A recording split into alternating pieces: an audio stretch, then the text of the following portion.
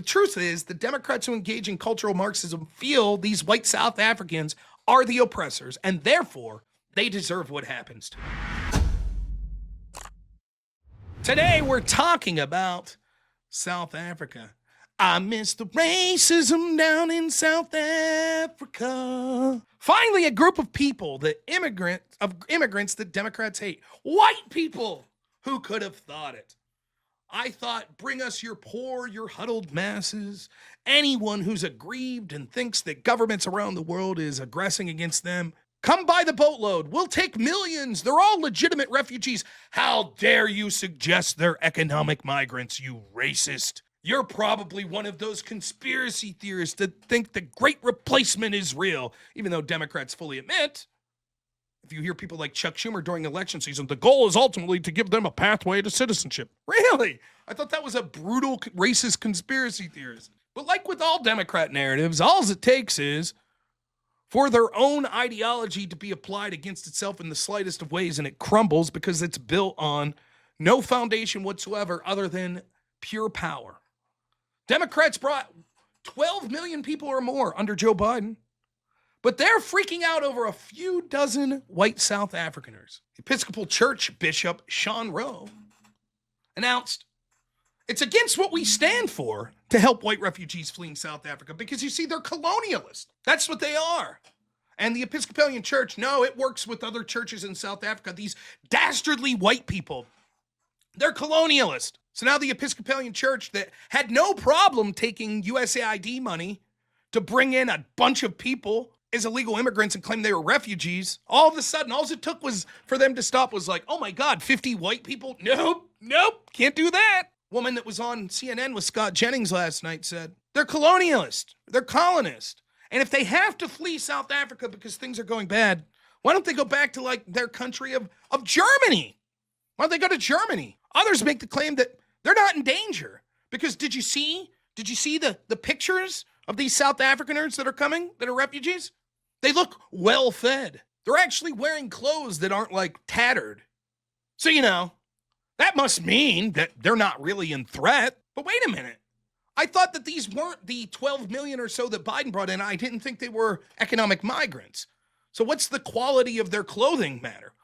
What's it matter if they're well fed? Isn't the argument if you're under imminent threat from your government or other gangs or hostile groups in your country? So I guess the implication is anyone who's well fed and dressed pseudo properly, well, then they can't be being aggressed upon in their home country. There's claims that they face no danger to their immediate life, only from the government using democracy to take away their property. Yes, it's true that numbers vary on exactly how many white South African farmers have been brutally murdered. However, it's undoubtable that you have the majority political parties in South Africa that are creating policies designed to take away the private property of white South Africaners in the name of social justice. Sound familiar? Redistributive justice. And that's okay. That's just democracy, you see? Imagine if that sort of thing happened in the United States. If Trump said, well, it's just democracy. We're going to take a bunch of, we're going to take one ethnicity and take all of their property.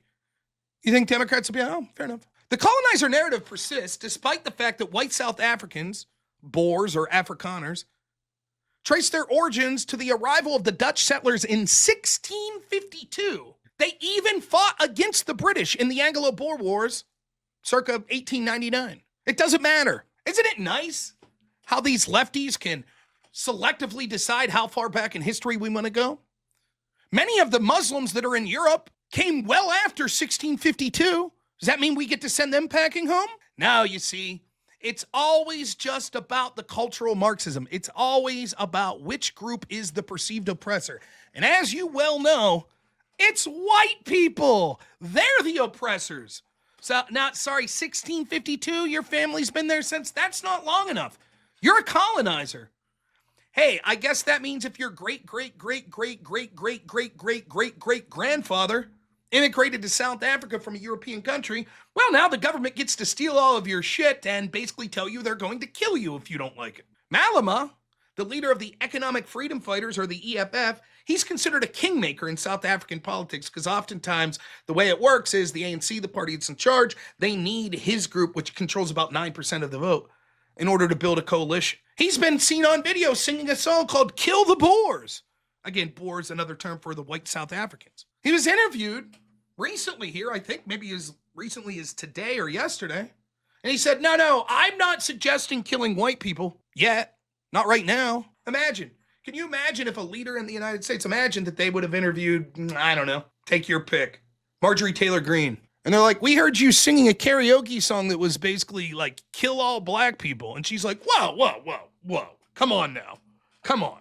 I'm not suggesting we kill all black people right now. How do you think that narrative would go? Do you think that the Democrats would say, oh, well, that's just no threat, perfectly reasonable? One of the most powerful elected political figures in the country bragging, singing songs about killing people based on their race. And then when pressed on, it's like, well, I don't mean right now. And the Democrats are losing their mind because 50 of them are coming to the United States. The Expropriation Act of 2024 made it legal to take land from white owners, sometimes with no compensation, in the name of distributive justice. Well, you see, your ancestors did some racist stuff, so we're just going to take your shit now. That's what we're going to do.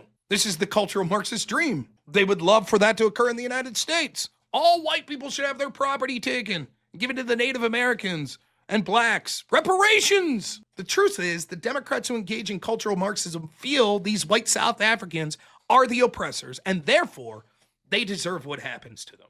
That's the truth. That's why it seems like there's some sort of hypocrisy that it's like, wait a minute, 12 million people came in from countries all over the place, and you just uncritically were like, oh, they're all refugees. But we take 50 that happen to be white from South Africa, and you lose your mind and basically say, well, wait a minute. It's simpler than it may first seem. They don't like them because they're white. That's why. They may vote Republican. I've said this for years. If a bunch of immigrants were coming in and shared the cultural values of like Trump or, conservatives, Christian conservatives, like let's say a bunch of Cubans wanted to come in, all of a sudden there wouldn't be a big push to to give those people citizenship and the right to vote. Just like when we sent 50 or so illegals to Martha's Vineyard for 48 hours, all it takes is around 50 people to be brought in to show the entire Democratic narrative is ridiculous. They can't even handle the smallest amount of their ideology being challenged. Oh my God, 50 white people. No. The Episcopalian Church says, we'll no longer help. We'll no longer help with immigrants. We won't do it. It's disgusting. White people coming into this country, we're disgusted. Illegal immigrants being moved into communities all across this country, send 50 of them to Martha's Vineyard, and they're like, whoa, 50? That's a lot of people. Holy shit, what are we expected to, provide food for them? No. Fruit Loops and send them on their way. Miyama. It's time to call it what it is. Many in the Democratic platform, they just hate white people. Let's play some of the clips, shall we? Let's hear what Malama has to say. Am I saying that wrong? I don't know. So this dude's singing the song, Kill White South African. Kill them. So he's going to get asked by it. Wait a minute, people are sort of worried you were singing a song that you want to kill white people in your country. Let's hear what he has to say about it. I don't know what's going to happen in the future. I'm saying to you, we have not called for the killing of white people, at least for now. I can't guarantee the future. Yeah, but you'd understand somebody watching that, especially as it gets shared on Twitter, they freak out. It sounds like a genocidal call. Cry babies. I'm not calling for the slaughter of white people, at least for now. I can't give you a guarantee of the future, especially when things are going the way they are. Subtext. Especially if things are going the way they are, there will be a revolution in this country, I can tell you now. I don't know what's going to happen in the future. I'm saying to you, there's going to be a revolution. I can't, who knows? Maybe we will kill them. Well, that's comforting. Not today, not now. Maybe next week.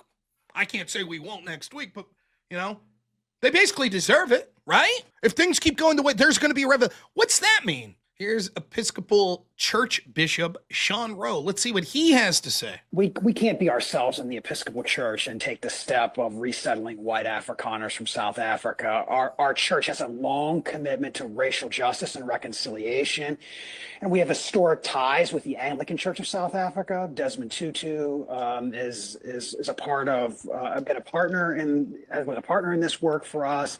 So we're just not able to take this step. It's not in line with anything that we're about, and we can't be ourselves. It doesn't matter if they're persecuted or not. We can't help white South Africans because we're about racial justice. Excuse me? There's your Episcopal Church, ladies and gentlemen. They did too. Look it up. They stopped working with, they helped bring in all of these immigrants. Now they're like, nah, we're good. We can't do that anymore. I mean, these people they're white. Oh, you can't do that. Well, let's hear what this wonderful person on CNN talking Scott Jennings says. And part of that is that the people who are native to that land deserve their rightful land back. That is not what the Afrikaners actually want to have happen, which are the white Africans. And so who are not originally from Africa, who colonized South Africa also. And so that is what they are saying is discrimination. Now, if the Constitution in South Africa is discriminatory, they have their checks and balances in that land, just like we do. And that is for them to, so if the Afrikaners don't actually like the land, they can leave that country. They are. They're leaving to come here. No, they can These leave refugees and go, are coming here. They can actually leave and go to where their native land is, which is probably Germany. Are you or against them coming here? Holland, probably. Holland. Okay, cool. Wow, what a fantastic point there. That's great. Yeah, you know, hey, if the Constitution allows the government to be discriminatory and it passes the checks and balances and they're like, that's okay, well then send these people back to the country that they came from. Now do black people in the United States, right? Yeah, we're just going to pass laws that openly discriminate against black folks. And as long as the Supreme Court says it's okay, oh well, tough shit. And if you don't like it, go back to Africa. That's how it's done, correct? How about all the people of color that have come into countries in Europe, like Britain? Now, I know, us white folks, we're not native to the United States, so we should give the land back to all the Indians.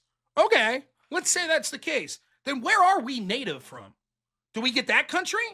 Do we then get to play the same game and say, well then, I guess England's our country, so all of you other folks, out.